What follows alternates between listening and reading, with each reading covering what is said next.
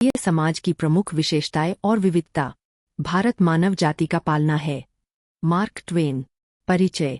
भारतीय समाज बहुसांस्कृतिक, बहुभाषीय और बहुधार्मिक संरचनाओं का एक भव्य संयोजन है, जो वसुधैव कुटुंबकम के विचार से निर्मित होता है। R.M. मैकाइवर ने समाज को सामाजिक संबंधों का एक ऐसा जाल बताया है जो हमेशा बदलता रहता है, जहां एक व्यक्ति इसकी मूल इकाई निर्मित करता है। भारतीय समाज की विशेषताएं। एक, सांस्कृतिक विविधता। भारत की सीमा के भीतर बहुभाषी, बहुनृजातीय और बहुधार्मिक समूहों का सहअस्तित्व है। उदाहरण के लिए, देश भर में लगभग 1600 भाषाएं बोली जाती हैं। 2, समायोजनकारी समाज। भारत ने अपने इतिहास में कई आक्रमणों का सामना किया है। हालांकि भारत ने एक सांस्कृतिक सम्मिश्रण मेल्टिंग पॉट दृष्टिकोण के बजाय आत्मसात्करण के एक सांस्कृतिक बहुलतावाद सैलड मॉडल के माध्यम से सांस्कृतिक निरंतरता को बनाए रखा है। 3, पितृसत्ता और लैंगिक भूमिकाएं। भारतीय समाज एक पितृसत्तात्मक समाज है, जिसमें अलग अलग लैंगिक भूमिकाएं और अपेक्षाएं शामिल हैं। हालांकि लैंगिक असमानता के खिलाफ कई प्रयास किए गए हैं, लेकिन लैंगिक असमानता और महिलाओं के लिए चुनौतियां अभी भी बनी हुई हैं। 4, धर्मों का सहअस्तित्व। भारत में हिंदू धर्म, बौद्ध धर्म, जैन धर्म और सिख धर्म सहित विभिन्न धर्मों का जनसमुदाय है, जो समाज में सहिष्णुता और समानता का उदाहरण देते हैं। 5, आध्यात्मिक समाज। धर्म और आध्यात्मिकता कई भारतीयों के जीवन में केंद्रीय भूमिका निभाते हैं, जो उनके मूल्यों, अनुष्ठानों और दैनिक प्रथाओं को प्रभावित करते हैं। उदाहरण के लिए, राफेल की शस्त्र पूजा। 6, व्यक्तिवाद और सामूहिकता का सहअस्तित्व। व्यक्तिवाद मानवीय स्वतंत्रता, आत्मनिर्णय तथा स्वायत्तता पर बल देता है, जबकि सामूहिकता समूह की प्राथमिकता देती है। उदाहरण के लिए, मूल अधिकार व्यक्तित्व की सुरक्षा करते हैं, जबकि प्रस्तावना बंधुत्व पर बल देती है, और राज्य के नीति निर्देशक तत्व DPSP सामूहिकता को प्रतिबिंबित करते हैं। 7, जाति व्यवस्था। सामाजिक पदानुक्रमिक संरचना जो भारतीय समाज की एक महत्वपूर्ण विशेषता है। यह लोगों को जन्म, व्यवसाय और सामाजिक स्थिति के आधार पर अलग करती है। इसका प्रभाव आज भी आधुनिक भारतीय समाज में बना हुआ है। 8, संयुक्त परिवार प्रणाली। एक ही छत के नीचे कई पीढ़ियों का सहअस्तित्व भारत की पारंपरिक विशेषता रही है। समाजशास्त्री M.N. शाह के अनुसार, आधुनिक भारतीय समाज में परिवार के भीतर संयुक्तता अभी भी प्रचलित है। 9, पारिवारिक मूल्य। भारतीय समाज में बुजुर्गों के सम्मान पर बहुत जोर दिया जाता है।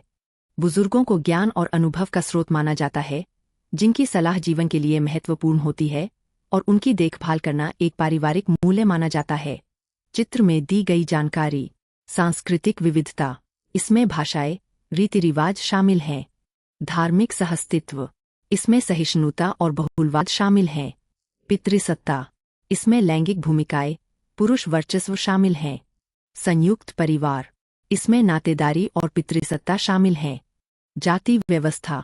इसमें पदानुक्रम और बहिष्कार शामिल हैं। सामाजिक संस्थाएं।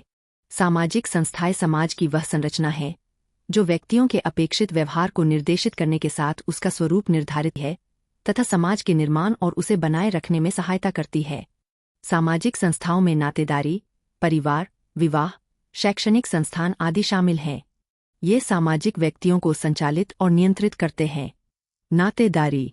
नातेदारी एक सामाजिक जाल है जो परिभाषित करता है कि एक व्यक्ति दूसरों से रक्त संबंध, विवाह या गोद लेना, काल्पनिक नातेदारी के माध्यम से किस प्रकार संबंधित है।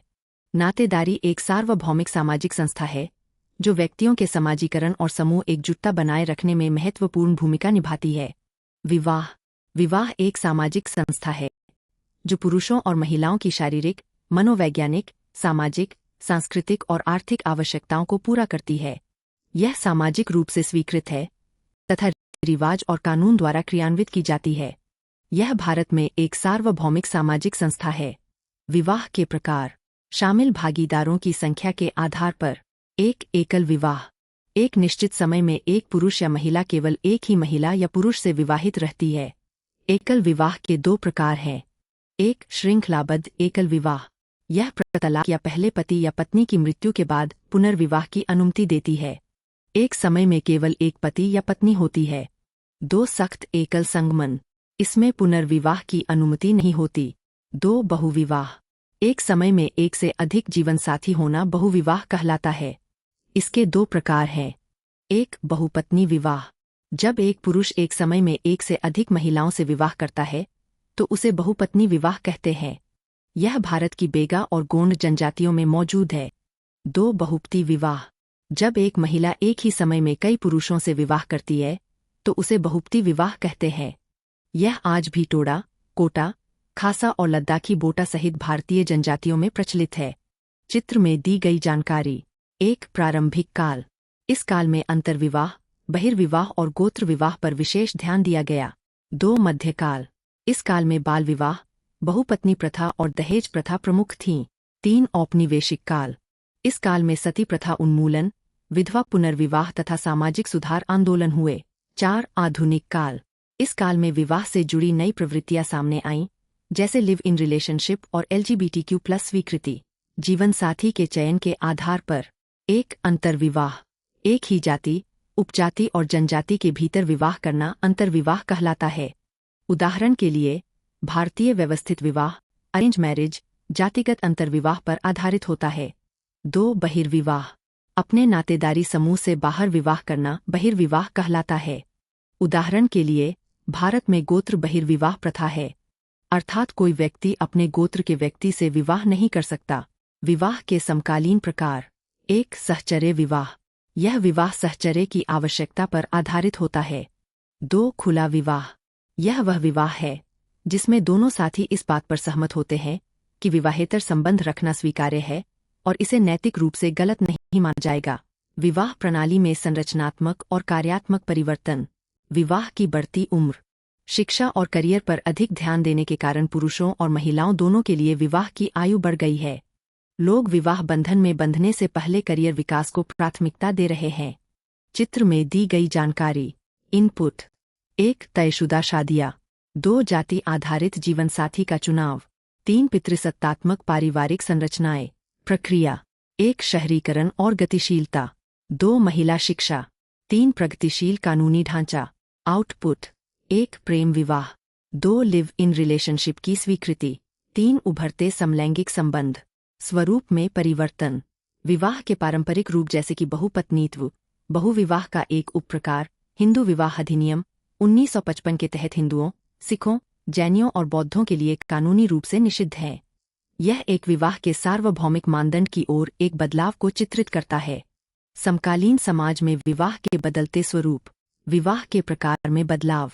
समकालीन भारत में विवाह तेजी से प्रेम या अर्थव्यवस्थित प्रथाओं पर आधारित होते हैं। पहले के समय के विपरीत जब व्यवस्थित विवाह, अरेंज्ड मैरिजेस प्रमुख थे। जीवन साथी चयन के बदलते मानदंड। आज जीवन साथी का चयन व्यक्तिगत अनुकूलता और करियर सामंजस्य को तेजी से प्राथमिकता देता है। हालांकि जाति और धर्म जैसे पारंपरिक चर अक्सर डिजिटल वैवाहिक मंचों पर आधुनिक फिल्टर के रूप में बने रहते हैं। परिवार की भूमिका में बदलाव। परिवार की भूमिका वैवाहिक निर्णयों पर पूर्ण नियंत्रण से बदलकर अधिक परामर्शात्मक और सहायक दृष्टिकोण की ओर स्थानांतरित हो गई है, विशेष रूप से शहरी क्षेत्रों में। लिव इन रिलेशनशिप की बढ़ती स्वीकृति। लिव इन रिलेशनशिप, जिसे कभी वर्जित और कानूनी रूप से अपरिभाषित माना जाता था, अब स्वीकार्यता प्राप्त कर रहा है, जो घरेलू हिंसा अधिनियम के तहत संरक्षित है। समलैंगिक संबंधों में कानूनी और सामाजिक बदलाव।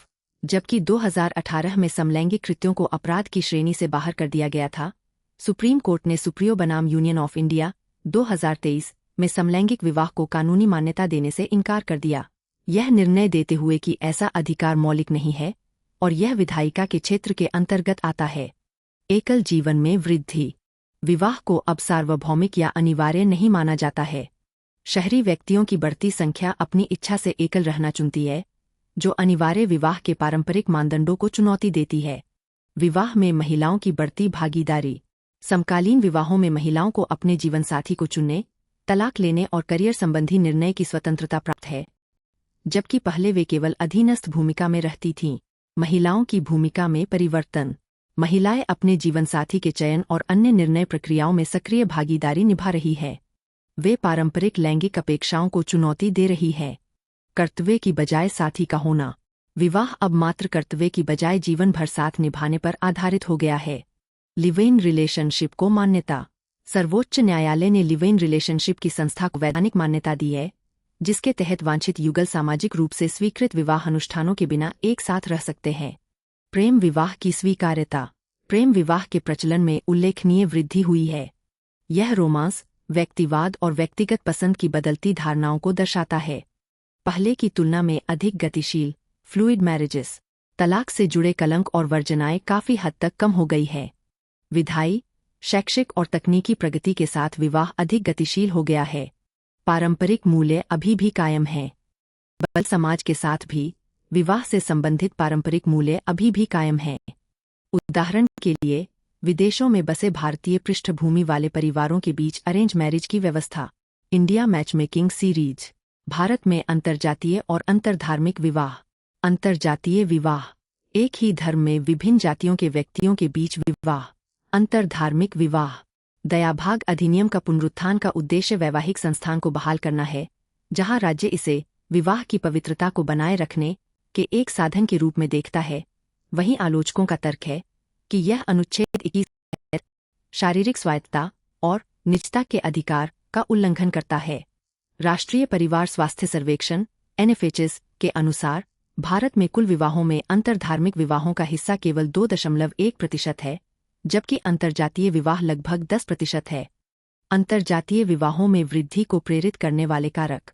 1. शहरीकरण और आधुनिकीकरण। शहरी केंद्रों जैसे मुंबई और बेंगलुरु में इसका प्रचलन अधिक है।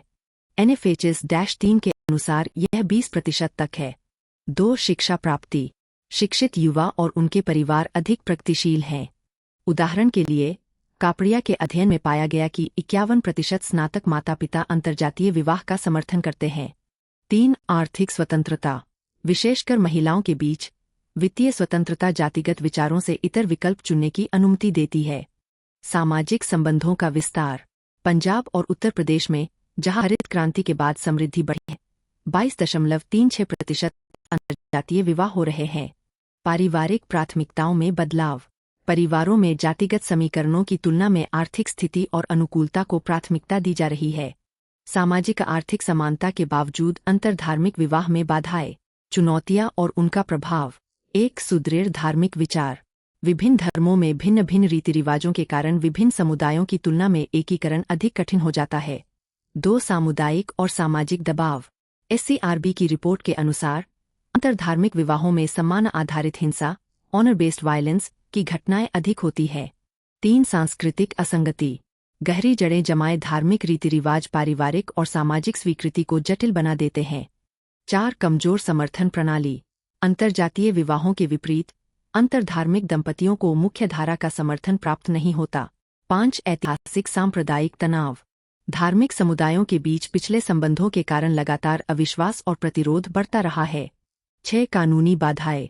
विशेष विवाह अधिनियम 1954 के तहत 30 दिवसीय सार्वजनिक सूचना की आवश्यकता अवांछित सामाजिक हस्तक्षेप को आमंत्रित करती है, जो अंतर्धार्मिक युगलों की निजता और सुरक्षा को प्रभावित करती है। 7. धर्म परिवर्तन का भय। प्रतिरोध अक्सर धर्म परिवर्तन संबंधी चिंताओं से उत्पन्न होता है, जो लव जिहाद जैसे विवादों से और तीव्र हो जाता है। जागरूकता, शिक्षा और सामुदायिक संवाद को बढ़ावा देना पूर्वाग्रहों को कम करने और अंतर्जातीय तथा अंतर्धार्मिक विवाहों की स्वीकृति को प्रोत्साहित करने के लिए आवश्यक है। व्यक्तिगत पसंद और आपसी सम्मान की ओर सामाजिक दृष्टिकोण को स्थानांतरित करके भारत व्यक्तिगत संबंधों में मजबूत सामाजिक एकीकरण और समावेशिता को बढ़ावा दे सकता है। समलैंगिक विवाह को वैध बनाना। समलैंगिक विवाह समान लिंग पहचान वाले दो व्यक्तियों के बीच एक गठबंधन को कानूनी मान्यता देने है, जो विवाह की पारंपरिक विषमलैंगिक मानक हेटेरोनॉर्मेटिव परिभाषा को चुनौती देता है। विशेष विवाह अधिनियम के तहत समलैंगिक विवाह को वैध बनाने के बारे में लंबे समय से बहस और चर्चा चल रही है। समलैंगिक विवाह के विपक्ष में तर्क। 1. विवाह की धार्मिक परिभाषा।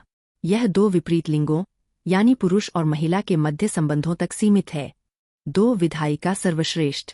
विवाह करने का अधिकार पूर्ण नहीं है, बल्कि यह राज्य के कानून के अधीन है। राज्य विवाह कब करना है, कितनी बार, किससे, तलाक कैसे लेना है, देश प्रवेश या प्रवास से संबंधित कानूनी मुद्दों को विनियमित करने में वैध हित का दावा कर सकता है। 3. गोपनीयता का अधिकार।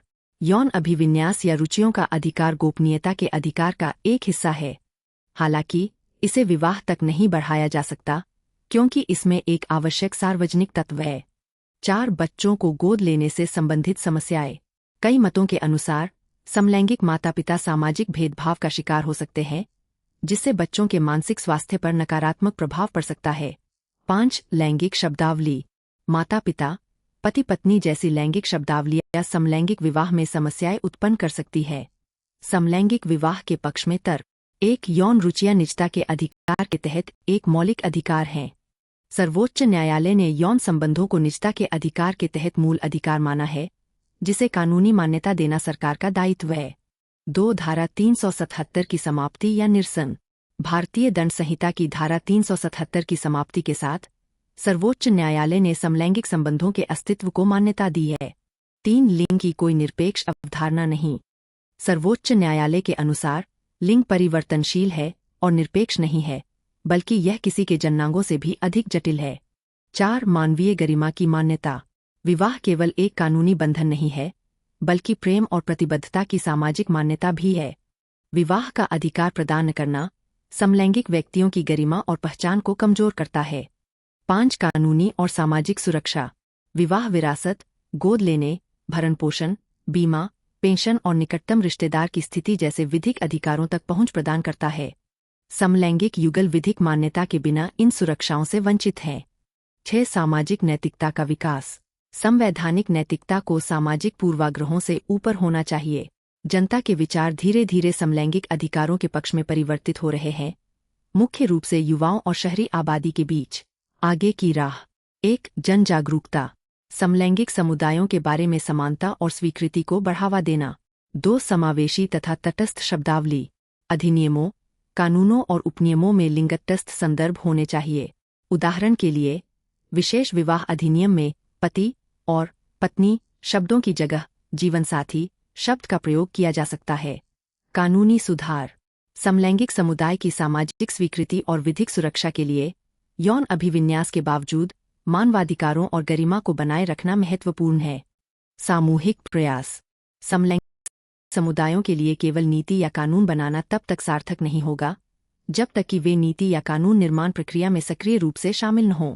यह उनकी विशिष्ट चुनौतियों का समाधान करने हेतु आवश्यक है।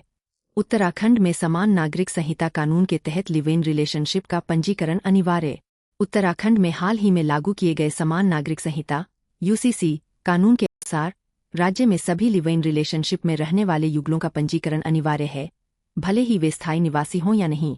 इस प्रयास से राज्य रजिस्ट्रार के अधिकार क्षेत्र के तहत ऐसे संबंधों की औपचारिक निगरानी शुरू की गई है। समान नागरिक संहिता (यूसीसी) की मुख्य विशेषताएं।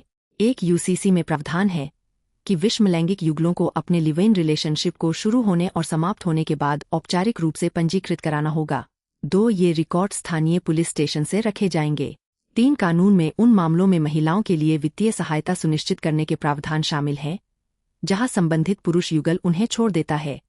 4. पंजीकृत संबंधों को वैध प्रमाण पत्र प्रस्तुत न करने पर 6 महीने तक के कारावास की सजा हो सकती है।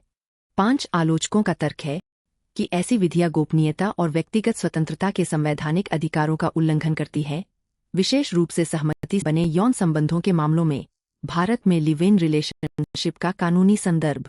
भारत में वर्तमान में लिव इन रिलेशनशिप को नियंत्रित करने वाले विशिष्ट कानून का अभाव है। फिर भी न्यायपालिका, विशेष रूप से सर्वोच्च न्यायालय, ने ऐतिहासिक निर्णयों के माध्यम से ऐसी व्यवस्थाओं को स्वीकार किया है और निर्देश जारी किए हैं। सर्वोच्च न्यायालय के उल्लेखनीय निर्णय। 1. बद्री प्रसाद बनाम उपनिदेशक, समेकन 1978। न्यायालय ने दीर्घकालिक सहवास को विवाह के रूप में मान्यता दी, बशर्ते कि साथी कानूनी उम्र और आपसी सहमति जैसे मानदंडों को पूरा करते हों। 2. ललिता टोप्पो बनाम झारखंड राज्य, 2018। न्यायालय ने माना कि घरेलू हिंसा से महिलाओं का संरक्षण अधिनियम 2005 के तहत लिव इन रिलेशनशिप में रहने वाले साथी कानूनी सुरक्षा के हकदार हैं। 3. भारत मठ बनाम R. Vijay Ranganathan, 2010। Live in relationship से पैदा हुए बच्चों को कानूनी रूप से वैध और पैतृक संपत्ति में उत्तराधिकार के लिए पात्र माना गया। 4. इंदिरा शर्मा बनाम वी. शर्मा, 2013। न्यायालय ने कहा कि 2 अविवाहित वयस्कों के बीच सहमति से सहवास कानून का उल्लंघन नहीं है। विवाह संस्था पर लिव इन रिलेशनशिप का प्रभाव। 1. स्वतंत्रता और विकल्प। लिव इन व्यवस्था को प्रायः ऐसे व्यक्तियों द्वारा चुना जाता है जो पारंपरिक वैवाहिक मानदंडों से मुक्ति चाहते हैं, विशेष रूप से उनसे जो पारंपरिक संस्थागत विवाह संबंधी रीति रिवाजों द्वारा बाध्यकारी रूप से आरोपित किए गए हैं। 2. प्रतिबद्धता मानदंडों में बदलाव। प्रतिबद्धता की आधुनिक व्याख्याएं संस्थागत विवाह की बजाय भावनात्मक अंतरंगता और आपसी समझ पर अधिक जोर देती है। 3. अनुकूलता के लिए परीक्षण। यह युगलों को विवाह पर निर्णय लेने से पहले अनुकूलता का आकलन करने और अपेक्षाओं का प्रबंधन करने का अवसर प्रदान करता है। 4. कानूनी और सामाजिक टकराव। न्यायिक समर्थन के बावजूद भारतीय समाज के कई हिस्सों में लिव इन रिलेशनशिप विवाह विरुद्ध बने हुए हैं, जो स्थापित मानदंडों को चुनौती देते हैं और कानूनी स्पष्टता की मांग को उकसाते हैं। 5. अंतरपीढ़ीगत तनाव। ऐसे रिश्तों की स्वीकृति प्रायः सांस्कृतिक और पारिवारिक संघर्षों को जन्म देती है, विशेष रूप से अधिक रूढ़िवादी या पारंपरिक समुदायों में। 6. वित्तीय व्यावहारिकता। तलाक और संपत्ति विभाजन के आर्थिक प्रभावों के बारे में चिंताओं के साथ कुछ व्यक्ति लिव इन व्यवस्था को अधिक लचीला और कानूनी रूप से कम बाध्यकारी पाते हैं। परिवार। समाजशास्त्री निमकॉफ ने परिवार को पति और पत्नी के बच्चों के साथ या उनके बिना, या अकेले पुरुष या महिला के बच्चों के साथ कम या ज्यादा स्थिर, टिकाऊ संबंध के रूप में परिभाषित किया है। यह पहला और सबसे तत्काल सामाजिक वातावरण है जिससे एक बच्चा परिचित है। कोई भी अन्य सामाजिक संस्था इससे सार्वभौमिक और अपरिवर्तनीय नहीं होती है। परिवार की विशेषताएं। 1. सार्वभौमिकता। परिवार एक सार्वभौमिक सामाजिक इकाई है क्योंकि यह व्यक्ति और समाज के लिए कई आवश्यक कार्य करता है। 2. सामाजिक रूप से स्वीकृत संबंध। एक परिवार पति, पत्नी और संतानोत्पत्ति की अपेक्षा हेतु सामाजिक रूप से स्वीकृत यौन संबंधों से जन्म लेता है। 3. सामाजिक मानदंड। परिवार में सामाजिक नियमों और विधियों का पालन किया जाता है। पारिवारिक अंतःक्रियाएं और अंतर्संबंध सामाजिक और कानूनी मानदंडों द्वारा नियंत्रित होते हैं। 4. साझा आवास। आमतौर पर परिवार के लिए परिवार को एक घर या साझा आवास की आवश्यकता होती है। यह बच्चे पैदा करने और उनके पालन पोषण के लिए आवश्यक होता है। 5. भावनात्मक समर्थन। परिवार व्यक्ति को मजबूत भावनात्मक समर्थन प्रदान करता है, जहां सदस्य भावनात्मक रूप से एक दूसरे से जुड़े होते हैं। वे एक दूसरे को प्रेम, देखभाल और सुरक्षा प्रदान करते हैं और परिवार के सदस्यों के कल्याण के लिए प्रयास करते रहते हैं। 6. नातेदारी नामकरण। प्रत्येक परिवार का एक नाम और अपना नामकरण होता है, चाहे वह पुरुष या महिला वंश के माध्यम से हो, जिसका उपयोग वंश का अनुमान लगाने के लिए किया जाता है।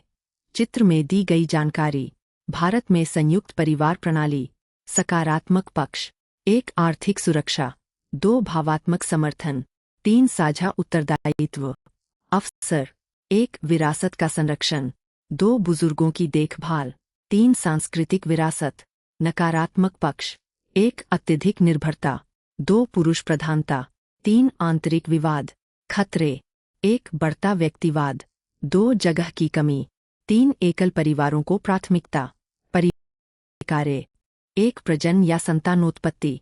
बच्चों को पैदा करना और पालन पोषण परिवार के सबसे आवश्यक कार्यों में से एक है। 2. आश्रय प्रदान करता है। परिवार अपने सदस्यों को आराम, सुरक्षा, स्थान और शांति प्रदान करता है। 3. समाजीकरण। परिवार समाजीकरण प्रदान करने वाली पहली संस्था है। 4. आर्थिक कार्य। परिवार उत्पादक इकाई से अधिक उपभोक्ता करने वाली इकाई बन गया है। सामाजिक आर्थिक कल्याण सुनिश्चित करने के लिए सदस्य आय अर्जन में लगे हुए हैं। 5. शैक्षिक कार्य।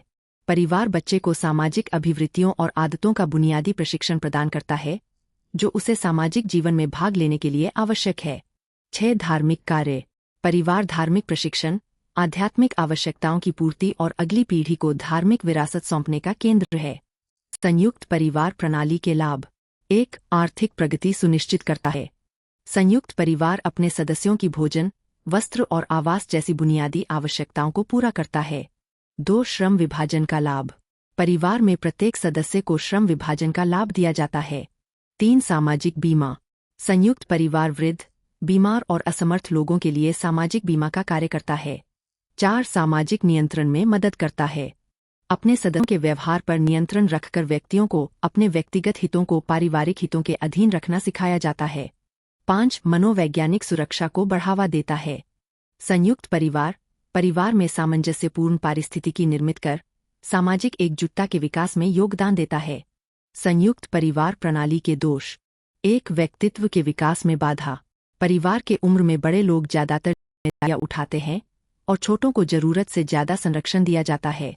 इस प्रकार यह अपने सदस्यों को साहस, आत्मनिर्भर, परिश्रम जैसे गुणों को विकसित करने के लिए पर्याप्त अवसर प्रदान नहीं करता है। 2 आलस्य को बढ़ावा देता है। संयुक्त परिवार की आलोचना की जाती है कि यह कहा जाता है क्योंकि परिवार में सभी सदस्यों की जीवन की बुनियादी जरूरतों को पूरा करने का आश्वासन दिया जाता है, इसलिए कोई भी उत्पादक गतिविधियों में ज्यादा रुचि नहीं लेता। 3 महिलाओं की कमजोर स्थिति।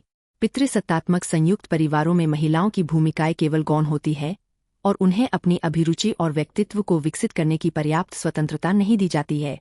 पारिवारिक संबंधों पर वर्क फ्रॉम होम का प्रभाव। यूपीएससी 2022। कोविड-19 महामारी के दौरान घर से काम वर्क फ्रॉम होम WFH का चलन व्यापक हो गया, जिससे परिवारों के दैनिक संपर्क का तरीका बदल गया। एक वर्क फ्रॉम होम WFH से परिवार के साथ बिताने वाले समय में वृद्धि होती है, भावनात्मक जुड़ाव और समर्थन बढ़ता है। 2 माता पिता बच्चों की शिक्षा और देखभाल में अधिक भागीदारी कर सकते हैं, जिससे कार्य जीवन संतुलन में सुधार होता है। 3 कार्य और व्यक्तिगत जीवन की सीमाएं धुंधली होने से संबंधों में तनाव पैदा हो सकता है। लगातार उपस्थिति से गोपनीयता में कमी आती है, जिससे ध्यान भटकता है और संबंधों में तनाव उत्पन्न हो सकता है। उदाहरण, कार्यस्थल को लेकर दंपतियों में बहस, माता पिता के घर पर रहने के बावजूद बच्चों का उपेक्षित महसूस करना। प्रभाव समय, स्थान और संचार को प्रभावी ढंग से प्रबंधित करने पर निर्भर करता है। स्पष्ट सीमाएं और आपसी सम्मान रिश्तों को मजबूत बनाने में मदद करते हैं। खराब प्रबंधन से वर्क फ्रॉम होम के दौरान पारिवारिक संबंध टूट सकता है। भारतीय परिवार में संरचनात्मक और कार्यात्मक परिवर्तन। एकल परिवार। पारंपरिक संयुक्त परिवार जो पहले सामाजिक आर्थिक इकाई भी थे, अब छोटे आकार के एकल परिवारों द्वारा प्रतिस्थापित हो गए हैं। शहरीकरण और औद्योगीकरण ने इस प्रवृत्ति को और मजबूत किया है। नवस्थानीय निवास। औद्योगीकरण और शहरीकरण के कारण नवस्थानीय निवास तेजी से लोकप्रिय हो रहा है, जिससे युवा विवाहित युगल अपने कार्यस्थल के निकट रह पाते हैं। विधायी उपाय। बाल विवाह निरोधक अधिनियम, विधवा पुनर्विवाह अधिनियम, हिंदू विवाह अधिनियम और हिंदू उत्तराधिकार अधिनियम जैसे विधायी उपायों ने पारिवारिक संबंधों, संरचना और स्थिरता को प्रभावित किया है। महिलाओं की वित्तीय स्वतंत्रता। महिलाएं अब विभिन्न भूमिकाओं में पुरुषों के साथ कंधे से कंधा मिलाकर काम कर रही है। पश्चिमी मूल्यों का प्रभाव। आधुनिक विज्ञान, बुद्धिवाद, व्यक्तिवाद, समानता, स्वतंत्र जीवन, लोकतंत्र और महिलाओं की स्वतंत्रता जैसे मूल्यों ने भारतीय पारिवारिक व्यवस्था को बदल दिया है। परिवार की परिवर्तनशील प्रकृति। करियर और पेशेवर विकास पर बढ़ते ध्यान के साथ एक परिवार महज एक सहवासित परिवार बन गया है, जिसके तहत एक परिवार के लोग केवल सप्ताहांत में मिल पाते हैं। समकालीन भारतीय समाज में परिवार के नए रूप। एक एकल परिवार। बढ़ते शहरीकरण और व्यक्तिवाद के साथ एकल परिवार, जिसमें माता पिता और उनके बच्चे शामिल होते हैं, प्रमुख पारिवारिक संरचना बन गए हैं, खासकर शहरी और मध्यम वर्गीय परिवेश में। 2 एकल-अभिभावक परिवार। तलाक, मृत्यु, अलगाव या इच्छाओं के कारण एकल-अभिभावक परिवारों का उदय हुआ है, जहां या तो माता या पिता स्वतंत्र रूप से बच्चों का पालन पोषण करते हैं। 3 लिव इन रिलेशनशिप। बिना विवाह के साथ रहने का विकल्प चुनने वाले जोड़े एक उभरते हुए परिवार का प्रकार बनते हैं, विशेष रूप से महानगरीय क्षेत्रों में, जिसे कई अधिकारों के तहत कानूनी मान्यता प्राप्त हो रही है, जैसे घरेलू हिंसा अधिनियम के तहत संरक्षण। 4 समलैंगिक परिवार। यद्यपि भारत में समलैंगिक विवाह को अभी कानूनी मान्यता नहीं मिली है, फिर भी कई समलैंगिक जोड़े एक साथ रहते हैं और परिवार बनाते हैं, कभी कभी कानूनी रूप से अस्पष्ट क्षेत्र में गोद लेने या सरोगेसी के माध्यम से बच्चों का पालन पोषण करते हैं। 5 संतान परिवार। कुछ दंपति अपनी इच्छा से संतान रहना चुनते हैं तथा अपना ध्यान करियर, व्यक्तिगत विकास या पर्यावरण संबंधी चिंताओं पर केंद्रित करते हैं। यह पारंपरिक धारणा को चुनौती देता है कि संतानोत्पत्ति पारिवारिक जीवन का केंद्र बिंदु है। 6 शहरी स्वरूप में विस्तारित परिवार। जबकि पारंपरिक संयुक्त परिवारों का चलन कम हो रहा है, कई एकल परिवार अभी भी विस्तारित नातेदारों के साथ घनिष्ठ संबंध और पारस्परिक निर्भरता बनाए रखते हैं, विशेष रूप से बच्चों की देखभाल और भावनात्मक समर्थन के लिए। 7 मिश्रित या सौतेले परिवार। पुनर्विवाह के कारण सौतेले माता पिता, सौतेले भाई बहनों या सौतेली भाई बहनों वाले मिश्रित परिवार धीरे धीरे बढ़ रहे हैं, हालांकि सांस्कृतिक संवेदनशीलताओं के कारण अभी भी यह कम सामान्य नहीं है। 8 लंबी दूरी के परिवार। अंतर्राष्ट्रीय परिवार। शिक्षा, नौकरी या प्रवास के कारण परिवार भौगोलिक रूप से अलग हो जाते हैं, लेकिन डिजिटल संचार और लगातार यात्राओं के माध्यम से आपसी संबंध बनाए रखते हैं। 9 पालक और दत्तक परिवार। बढ़ती सामाजिक जागरूकता और कानूनी सुविधाएं, जैसे कारा दिशा निर्देशों के माध्यम से, ने पालक देखभाल और गोद लेने को अधिक सामान्य बना दिया है, जिससे गैर जैविक लेकिन भावनात्मक रूप से संबंधित पारिवारिक इकाइयां बन गई है। भारत में प्रजातियां। 1. नेग्रिटो।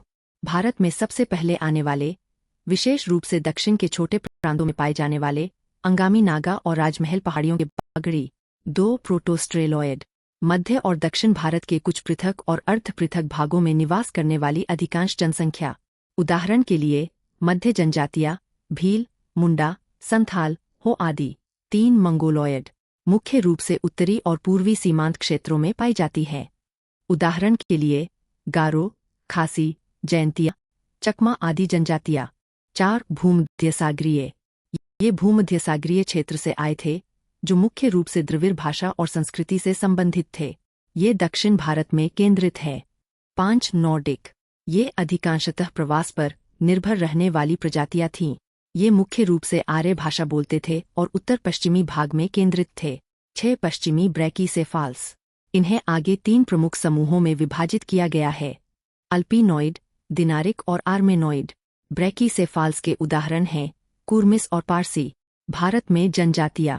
पारंपरिक सभ्यता में जनजातियां सामाजिक, आर्थिक और पारिवारिक संबंधों के साथ साथ समान संस्कृति और बोली से जुड़े परिवारों से बना एक सामाजिक विभाजन है। भारतीय संविधान अनुसूची -5 के तहत जनजातीय समुदायों को अनुसूचित जनजाति के रूप में मान्यता देता है। क्षेत्र के अनुसार प्रमुख जनजातियां: 1. हिमालयी क्षेत्र, गद्दी, जौनसारी, नागा।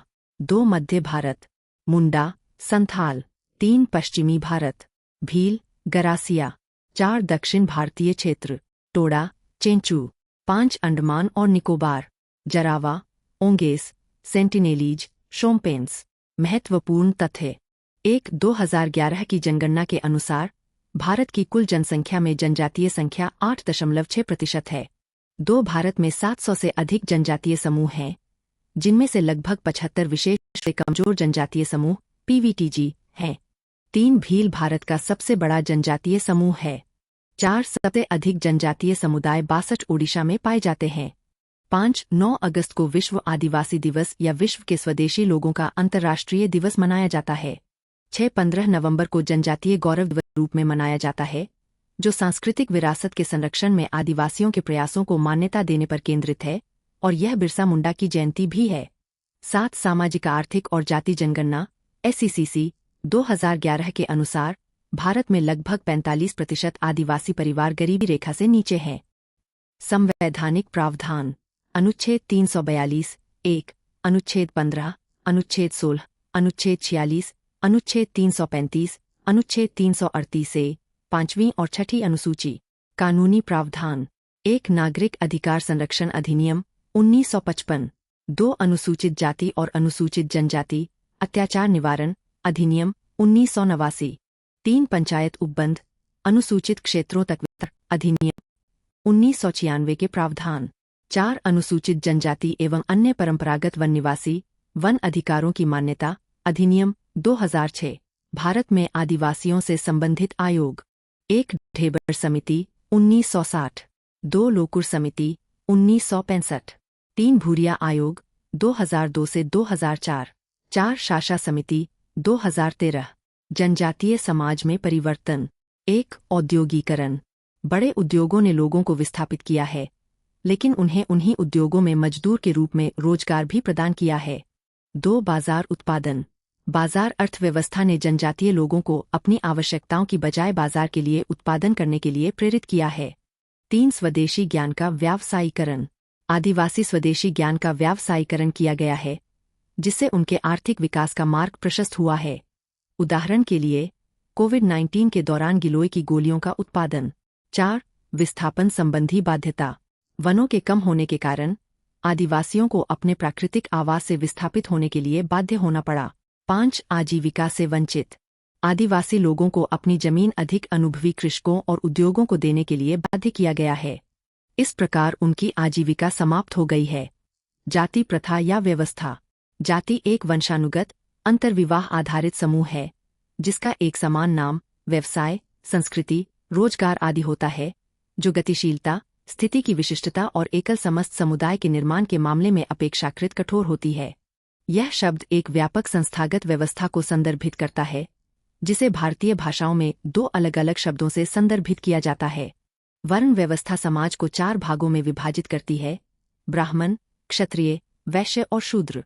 जबकि जाति एक सामान्य शब्द है जो जातियों को संदर्भित करता है। जाति व्यवस्था का इतिहास। प्राचीन युग। जाति व्यवस्था मुख्य रूप से हिंदू धर्म से जुड़ी हुई है। वेद के अनुसार समाज 4 श्रेणियों में विभाजित था, जिन्हें वर्ण के रूप में जाना जाता था। वर्णों में ब्राह्मण, क्षत्रिय, वैश्य और शूद्र शामिल थे। औपनिवेशिक काल। राष्ट्रवादी आंदोलन में प्रमुख दृष्टिकोण जाति को एक सामाजिक बुराई के रूप में मानता था, लेकिन दूसरी ओर महात्मा गांधी जैसे नेताओं ने राष्ट्र निर्माण में इसकी भूमिका के महत्व पर जोर दिया। उत्तर औपनिवेशिक काल। 1901 की जनगणना में सामाजिक पदानुक्रम के बारे में जानकारी एकत्र करने का प्रयास किया गया। भूराजस्व समझौतों ने उच्च वर्गों के जाति आधारित अधिकारों को कानूनी मान्यता दी, जो आधुनिक अर्थों में भूस्वामी बन गए। चित्र में दी गई जानकारी: 1 ब्राह्मण, पुजारी, विद्वान, धर्मगुरु। 2 क्षत्रिय, योद्धा, शासक, राज्य शक्ति। 3 वैश्य, व्यापारी, कृषक, धन सृजक। 4 शूद्र, मजदूर, कारीगर, सेवादार। 5 दलित, जाति बहिष्कृत, शारीरिक श्रमिक, सामाजिक बहिष्कृत। जाति व्यवस्था संबंधी विशेषताएं। 1 समाज का विभाजन। जाति जन्म से प्राप्त होती है और इसे बदला या छोड़ा नहीं जा सकता है, लेकिन समाज द्वारा निष्कासन से कोई व्यक्ति जाति से बाहर हो सकता है। 2 सजातीय विवाह। सजातीय विवाह अपनी ही जाति या उपजाति में विवाह करने का सिद्धांत है। यह जाति व्यवस्था को बनाए रखने के लिए मौलिक है। 3 वंशानुगत व्यवसाय। जातियां पारंपरिक रूप से व्यवसायों से जुड़ी हुई है, जिसमें व्यवसाय वंशानुगत गुण है। 4 अस्पृश्यता। यह सामाजिक नीति निर्माण के कारण कुछ समूहों को कार्यों से अलग करती है, जो अछूतों को अशुद्ध और प्रदूषित मानते हैं। 5 पदानुक्रम। जातियां हमें पदानुक्रम का एक मौलिक सामाजिक सिद्धांत सिखाती है, जिसे आदेश की एक सीढ़ी द्वारा दर्शाया जाता है। उदाहरण के लिए, उच्च जाति के ब्राह्मण और निम्न जाति के दलित। 6 नागरिक और धार्मिक अयोग्यताएं। तथाकथित शुद्धता अथवा पवित्रता को बनाए रखने के लिए जाति समूहों पर संपर्क, पोशाक, अभिव्यक्ति, खानपान और अनुष्ठान संबंधी प्रतिबंध लगाए गए हैं। जाति व्यवस्था में परिवर्तन। 1 अंतर्जातीय विवाह में वृद्धि। आर्थिक और सामाजिक आवश्यकता के कारण हाल के वर्षों में पश्चिमी मॉडल पर अंतर्जातीय विवाह अधिक सामान्य हो गए हैं। 2 ब्राह्मण वर्चस्व में गिरावट। धर्मनिरपेक्षीकरण और पश्चिमीकरण प्रक्रियाओं के परिणामस्वरूप ब्राह्मणों के सामाजिक वर्चस्व में कमी आई तथा उन्होंने समाज में पारंपरिक सम्मान और प्रतिष्ठा खो दी। 3 सहभोजिता में परिवर्तन। लोग अब अपने मूल स्थानों तक सीमित नहीं हैं। प्रवास के कारण भोजन संबंधी पारंपरिक आदतों को बनाए रखना अत्यंत चुनौतीपूर्ण हो गया है। 4 व्यावसायिक परिवर्तन। जाति आधारित समाज में व्यवसाय वंशानुगत थे, हालांकि औद्योगिकरण और आधुनिकीकरण के साथ जाति व्यवस्था की कठोरता में कमी आई है, जिससे व्यावसायिक गतिशीलता बढ़ी है। 5 मनोवृत्ति में परिवर्तन। व्यवस्था के बावजूद जातियों के बारे में लोगों की भावनाओं में उल्लेखनीय परिवर्तन हुए हैं। इसका संबंध व्यवस्था के अपने निर्धारित प्रतिलिपि और अधिकार क्षेत्र में विश्वास की कमी से है। 6 जाति व्यवस्था की वापसी। राजनीति और जातिगत गठजोड़ के कारण समाज में जातिगत पहचान प्रमुखता प्राप्त कर रही है। यह वोट बैंक की राजनीति का एक साधन बन गया है। जाति व्यवस्था में परिवर्तन को प्रभावित करने वाले कारक। यूपीएससी 2020। 1 संस्कृतिकरण। निम्न जातियां जाति पदानुक्रम में उच्च स्थान का दावा करने के लिए उच्च जातियों के अनुष्ठानों और प्रथाओं, जैसे शाकाहार और मद्य निषेध को अपनाकर अपनी सामाजिक स्थिति को ऊपर उठाने का प्रयास करती है। 2 पश्चिमीकरण। शिक्षा, खानपान, पहनावे और तौर तरीकों में प्रगति के कारण लोगों ने पश्चिमी संस्कृति को अपना लिया। 3 औद्योगिकरण और शहरीकरण। औद्योगिक कस्बों और शहरों के विकास तथा जातिगत नियमों में सरलता के कारण प्रवास में वृद्धि हुई है। 4 जाति और राजनीति। चुनावों और सत्ता के खेल पर तथाकथित निम्न जातियों को सशक्त बनाया गया है, जिससे उन्हें अपनी भावनाओं को व्यक्त करने का अवसर प्राप्त हुआ है। राजनीति में जाति एक प्रमुख कारक बन गई है। विधायी उपाय। समाज के हाशिए पर स्थित तथा वंचित वर्गों की सुरक्षा, अस्पृश्यता के उन्मूलन और सामाजिक तथा आर्थिक विकास को बढ़ावा देने के लिए विभिन्न कानून बनाए गए हैं। आधुनिकीकरण। आधुनिकीकरण ने जाति व्यवस्था को वैज्ञानिक और तर्कसंगत दृष्टिकोण, औद्योगिकरण, शहरीकरण, उच्च जीवन स्तर तथा विस्तार के कारण अधिक लचीला बना दिया है। प्रमुख जातियों का उदय। प्रमुख जातियां मुख्य शक्तिधारक हैं।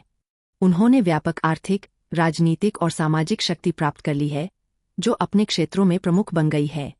उदाहरण के लिए जाट, यादव, मराठा आदि। चित्र में दी गई जानकारी। जाति। 1. पदानुक्रम, समाज में ऊंच नीच का क्रम। 2. अस्पृश्यता, कुछ लोगों के साथ छुआछूत का व्यवहार। 3. असमानता, सभी लोगों को समान अवसर और अधिकार न मिलना। जाति और लिंग दोनों में समान रूप से दिखाई देने वाली समस्याएं। 1. दलित महिलाएं। दलित महिलाओं को जाति और लिंग दोनों के कारण दोहरे प्रकार के भेदभाव का सामना करना पड़ता है। 2. दोहरा बोझ, महिलाओं पर घर समाज दोनों की जिम्मेदारियों का अतिरिक्त बोझ रहता है। 3. अदृश्यता, महिलाओं के योगदान अक्सर पहचान नहीं मिलती और उन्हें नजरअंदाज किया जाता है। लिंग। 1. पितृसत्ता, ऐसी व्यवस्था जिसमें पुरुषों का प्रभुत्व होता है। 2. अधीनता, महिलाओं को पुरुषों के अधीन या कम अधिकार वाला माना जाना। 3. असमानता, महिलाओं और पुरुषों के बीच अधिकारों, अवसरों और संसाधनों में असमानता। वर्तमान जाति व्यवस्था में विरोधाभास। जाति व्यवस्था का कमजोर होना। 1. पदानुक्रमिक संरचना में परिवर्तन, धर्मनिरपेक्षता के कारण शुद्धता और अशुद्धता पर आधारित जाति पदानुक्रम कमजोर हो गया है। 2. जन्ममयी प्रणाली का विघटन, जन्ममयी प्रणाली में वस्तुओं और सेवाओं का आदान प्रदान शामिल था, जिसमें प्रत्येक जाति व्यावसायिक विशेषता के आधार पर अपना योगदान करती थी। 3. पारंपरिक रूप से स्थापित व्यावसायिक प्रणालियों में व्यवधान, विकरण और सेवा क्षेत्र के उदय के कारण पारंपरिक व्यवसायों में परिवर्तन आया है। जाति व्यवस्था का सुदृढ़ीकरण। 1. जाति और राजनीति, जातिगत राजनीति के प्रचलन के परिणामस्वरूप समाज के वंचित और हाशिए पर स्थित वर्गों के अधिकारों की रक्षा के लिए कानून बनाए गए। 2. लोकतांत्रिक विकेंद्रीकरण, पंचायती राज व्यवस्था में आरक्षण ने लोकतंत्र में निम्न जातियों के प्रतिनिधित्व का अवसर दिया। 3. जाति आधारित कल्याणकारी गतिविधियां, शिक्षा और सरकारी नौकरियों में जाति आधारित आरक्षण के प्रावधान ने जातिगत पहचान को मजबूत किया। जाति और अस्पृश्यता, संबंध तथा व्यवहार। 1. जाति एक पदानुक्रमित व्यवस्था के रूप में, भारतीय समाज लंबे समय से जन्म और व्यवसाय के आधार पर पदानुक्रमित समूहों में विभाजित रहा है, जिसे पारंपरिक रूप से 4 वर्णों में वर्गीकृत किया गया है: ब्राह्मण, क्षत्रिय, वैश्य और शूद्र। इन 4 वर्णों से बाहर के लोगों को दलित कहा जाता है। 2. जाति पदानुक्रम के भीतर अस्पृश्यता, अस्पृश्यता इस विश्वास से उत्पन्न है कि कुछ समुदाय अशुद्ध कार्य करते हैं, जैसे हाथ से मैला ढोना या दाह संस्कार करना, इसलिए इन समुदायों को गंभीर सामाजिक बहिष्कार का सामना करना पड़ा और उन्हें सार्वजनिक स्थानों, मंदिरों, शिक्षा तथा जल स्रोतों से वंचित रखा गया।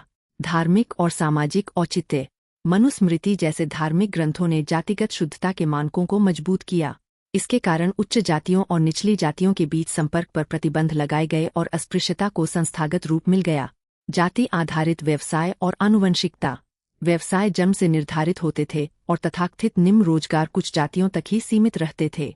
इस वंशानुगत व्यवस्था ने आर्थिक और सामाजिक विषमताओं को मजबूत किया। विधिक उन्मूलन के बाद भी विद्यमान, हालांकि संविधान के अनुच्छेद 17 के तहत अस्पृश्यता को गैरकानूनी घोषित किया गया है और नागरिक अधिकार संरक्षण अधिनियम 1955 तथा अनुसूचित जाति और अनुसूचित जनजाति अत्याचार निवारण अधिनियम 1989 जैसे कानूनों द्वारा इसका समर्थन किया गया है, फिर भी छुआछूत और जातिगत पूर्वाग्रह व्यापक रूप से मौजूद है, विशेषकर ग्रामीण क्षेत्रों में। धार्मिक बहुलवाद, संविधान द्वारा संरक्षित है कि प्रत्येक नागरिक को किसी भी धर्म या आस्था का स्वतंत्र रूप से पालन, प्रचार, स्वीकार और प्रसार करने का अधिकार है। भारत में धार्मिक विविधता, बहुलतावादी धार्मिक परिदृश्य। भारत विश्व के लगभग सभी प्रमुख धर्मों का निवास स्थान है। हिंदू, इस्लाम, ईसाई, सिख, बौद्ध, जैन आदि धर्मों का व्यापक रूप से पालन किया जाता है। इससे भारत विश्व के सर्वाधिक धार्मिक रूप से विविध देशों में शामिल होता है। स्वदेशी और विदेशी धर्म, भारत 4 प्रमुख धर्मों का जन्मस्थान है: हिंदू, बौद्ध, जैन और सिख धर्म, जबकि इस्लाम और ईसाई जैसे धर्म बाहर से आए, लेकिन भारत में उनकी गहरी ऐतिहासिक जड़ें हैं और बड़ी संख्या में उनके अनुयायी हैं। संवैधानिक धर्मनिरपेक्षता, भारतीय संविधान धर्म की स्वतंत्रता की गारंटी देता है। अनुच्छेद 25 से 28 तक इसके प्रावधान हैं। भारत को एक पंथ निरपेक्ष राष्ट्र घोषित किया गया है, जो धार्मिक मामलों में राज्य के हस्तक्षेप के बिना सभी धर्मों के लिए समान सम्मान और सुरक्षा सुनिश्चित करता है। क्षेत्रीय धार्मिक प्रतिष्ठान, धार्मिक समुदाय विभिन्न क्षेत्रों में फैले हुए हैं। उदाहरण के लिए, 1. अधिकांश राज्यों में हिंदू धर्म प्रमुख है। 2. उत्तर प्रदेश, पश्चिम बंगाल, केरल तथा जम्मू और कश्मीर में इस्लाम की प्रमुख उपस्थिति है। 3 केरल, गोवा और पूर्वोत्तर भारत में ईसाई धर्म प्रमुख है। 4 सिख धर्म पंजाब में केंद्रित है। अंतर्धार्मिक सहअस्तित्व। भारत में समन्वयकारी परंपराओं जैसे भक्ति और सूफी आंदोलन का एक लंबा इतिहास रहा है, जो धर्मों के बीच सद्भाव पर जोर देता है। हालांकि सांप्रदायिक तनाव ने कभी कभी इस सहअस्तित्व को बाधित किया है। त्योहार और सार्वजनिक जीवन। दिवाली, ईद, क्रिसमस, गुरु नानक जयंती और बुद्ध पूर्णिमा जैसे त्योहारों में धार्मिक विविधता दिखाई देती है। इन्हें राष्ट्रीय स्तर पर मान्यता प्राप्त है और विभिन्न समुदायों द्वारा मनाया जाता है। भारतीय परिप्रेक्ष्य में बहुलवाद। भारत में बहुलवाद ऐसा समाज बनाने का प्रयास करता है जहां सभी समूहों पर एक समान स्थिति थोपे बिना सभी अलग पहचान बनाए रखें। उदाहरण के लिए, धार्मिक सीमाओं से परे धार्मिक त्योहारों का उत्सव। भारतीय परिप्रेक्ष्य में बहुसांस्कृतिकवाद। बहुसांस्कृतिकता अलग संस्कृतियों और धर्मों के प्रति सम्मान और सहिष्णुता प्रदर्शित करने का प्रतीक है, जो जीवन के हर क्षेत्र में विभिन्न पहचानों को व्यक्त करने की अनुमति देती है। भारतीय संविधान इसके संरक्षण हेतु मौलिक अधिकार प्रदान करता है। उदाहरण के लिए, सभी धार्मिक त्योहारों पर राष्ट्रीय अवकाश। बहुभाषी समाज के रूप में भारत। स्वतंत्रता के बाद भाषाई विविधता के कारण राज्यों का भाषाई पुनर्गठन हुआ। संविधान ने 8वीं अनुसूची के तहत 22 आधिकारिक भाषाओं को मान्यता दी है। भारत में शास्त्रीय भाषा का दर्जा तमिल, संस्कृत, तेलुगु, कन्नड़, मलयालम, ओडिया, मराठी, पाली, प्राकृत, असमिया और बांग्ला। कुल 11 भाषाएं। महत्वपूर्ण तथ्य।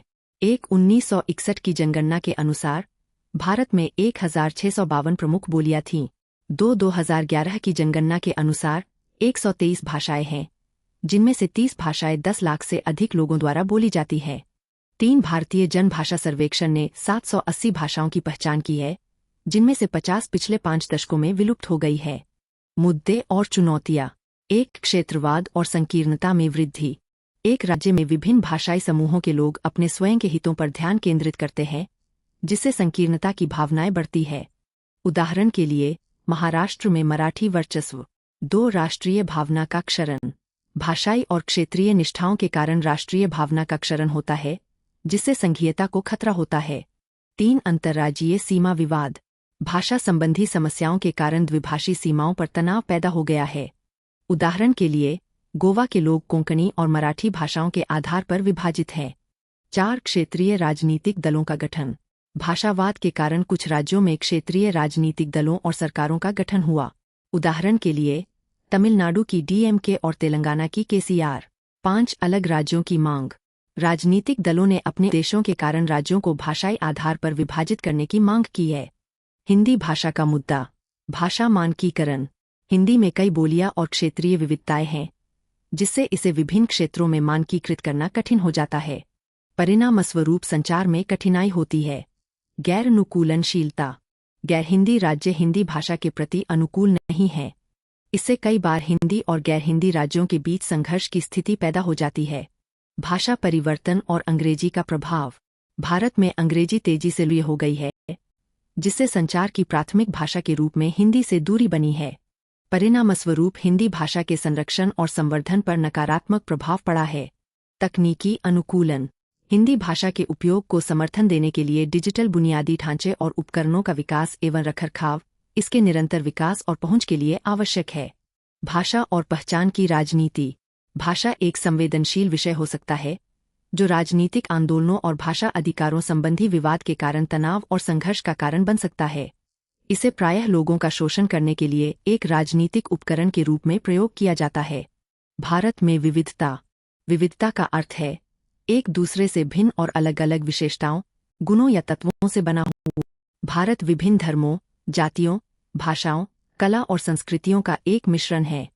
यह एक बहुधार्मिक, बहुनस्लीय, बहुसांस्कृतिक, बहुजातीय और बहुभाषी देश है, जिसने विदेशी आक्रमणों के बावजूद अपनी एकता और सामंजस्य को बनाए रखा है। विविधता में एकता वाक्यांश भारत की मूल प्रकृति को प्रदर्शित करता है। भारत में विविधता के विभिन्न रूप। 1 भौगोलिक विविधता। भारत एक विशाल देश है, जिसका क्षेत्रफल लगभग 32 लाख वर्ग किलोमीटर है। इसकी विविध स्थलाकृति में शुष्क मरुस्थल, सदाबहार वन, समुद्र तट, बर्फीला हिमालय और उपजाऊ मैदान शामिल हैं। 2 धार्मिक विविधता। भारत विविधताओं का देश है। यह विविधता धर्म के क्षेत्र में भी दिखाई देती है। भारत एक बहुधार्मिक देश है, जिसमें हिंदू 79.9%, मुस्लिम 14.2%, ईसाई 2.32%, सिख 1.7%, बौद्ध 0.6% और जैन 0.41% शामिल हैं। 3 भाषाई विविधता। भारत को बहुधा बाबेल का वाचाल tower, veritable tower of Babel कहा जाता है। ए ग्रियर्सन के अनुसार भारत भाषाओं का संग्रहालय प्रस्तुत करता है। People's Linguistic Survey of India ने 780 भाषाओं की पहचान की है, जिनमें से 50 पिछले 5 दशकों में विलुप्त हो गई है। 4 सांस्कृतिक विविधता। भारत संस्कृतियों की बहुलता और विविधता के साथ सबसे विविध समाजों में से एक है, जो इसे विश्व में सबसे बड़े बहुसांस्कृतिक समाज के रूप में चिह्नित करता है। 5 जातिगत विविधता। स्तरीकरण के एक रूप में जाति भारतीय समाज की विशेषता है। इसे वर्ग आधारित व्यवस्था का चरम रूप कहा जा सकता है। सामाजिक पदानुक्रम में व्यक्तियों की स्थिति जन्म से निर्धारित होती है। 6 प्रजातीय विविधता। विश्व के विभिन्न भागों से भारत में होने वाला प्रवास इसके निवासियों की एक समान प्रजातीय या नस्लीय संरचना के अभाव के पीछे मुख्य कारण है। भारत को सही अर्थों में प्रजातियों और जनजातियों का मेल्टिंग पॉट कहा जाता है। भारत में अनेकता में एकता संबंधी कारक। 1 भौगोलिक कारक। भारत की अपनी अलग निश्चित प्राकृतिक सीमा है। राष्ट्र को मोटे तौर पर हिमालय, उत्तरी मैदान, दक्कन पठार, पश्चिमी और पूर्वी घाट तथा रेगिस्तान आदि में विभाजित किया जा सकता है। 2 संवैधानिक पहचान। संविधान यह सुनिश्चित करता है कि सभी नागरिक, चाहे उनकी आयु, लिंग, वर्ग, जाति या धर्म कुछ भी हो, एक समान मूल अधिकारों के हकदार है। 3 अंतर्राज्यीय गतिशीलता। संविधान का अनुच्छेद 19(1) डी पूरे भारत में आवागमन की स्वतंत्रता सुनिश्चित करता है तथा जनता में सामुदायिकता और बंधुत्व की भावना को बढ़ावा देता है। 4 धार्मिक सहअस्तित्व। भारत के लोग धार्मिक सिद्धांतों और नियमों से बहुत प्रभावित है। संविधान के अनुच्छेद 25 से 28 के तहत धर्म और आचरण की स्वतंत्रता की सुरक्षा की गई है, जो शांतिपूर्ण तरीकों से धार्मिक संवाद को प्रोत्साहित करती है। 5 सांस्कृतिक एकता। भारतीय सभ्यता और संस्कृति की अपनी भिन्न भिन्न विशेषताएं हैं। इसके बावजूद कुछ लोग अलग अलग भाषाओं और परंपराओं का पालन करते हैं, फिर भी देश के साहित्य, दर्शन और परंपराओं में एक मौलिक एकता देखी जा सकती है। उदाहरण के लिए गणतंत्र दिवस का उत्सव, 6 मेले और त्योहार। चूंकि पूरे देश के लोग इन्हें अपने क्षेत्रीय रीति रिवाजों के अनुसार मनाते हैं, इसलिए ये एकता को भी बढ़ावा देते हैं। उदाहरण के लिए कुंभ मेला। 7 भावनात्मक एकता। खेल और फिल्में पूरे भारत में एकता के कारक के रूप में काम करती है। उदाहरण के लिए उत्तर भारत में दक्षिण भारत की फिल्मों की लोकप्रियता। भारत की एकता को संकट पहुंचाने वाले कारक। 1 बढ़ती क्षेत्रीय आकांक्षाएं।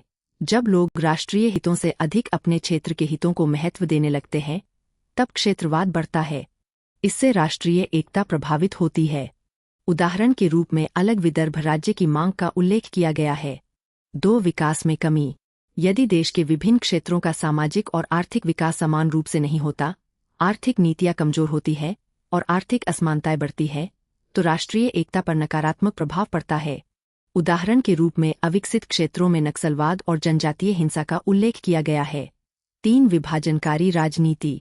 जब राजनीतिक दल चुनाव जीतने के लिए जाति, धर्म जैसी विभाजनकारी पहचान का उपयोग करते हैं, तो समाज में ध्रुवीकरण बढ़ता है।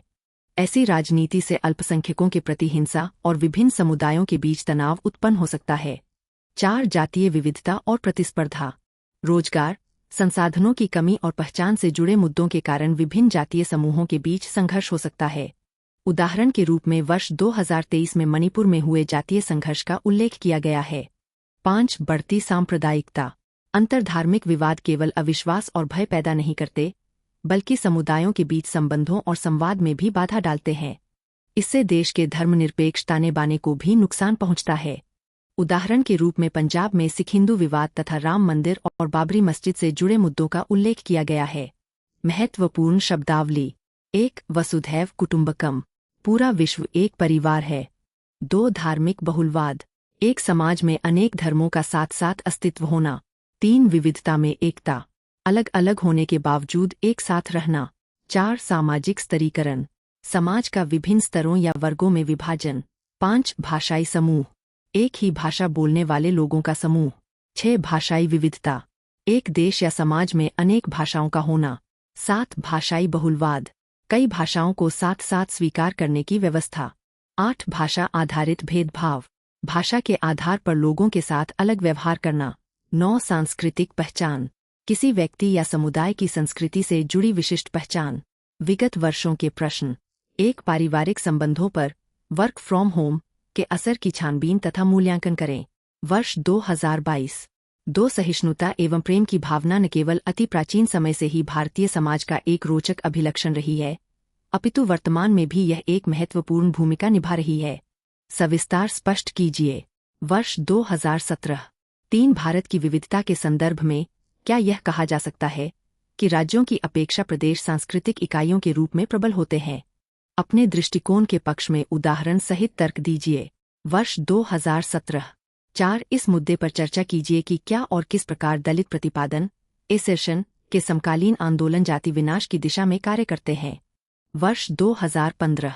5 धर्मनिरपेक्षता पर भारतीय वाद विवाद पश्चिम में वाद विवादों से किस प्रकार भिन्न है। वर्ष 2014। 1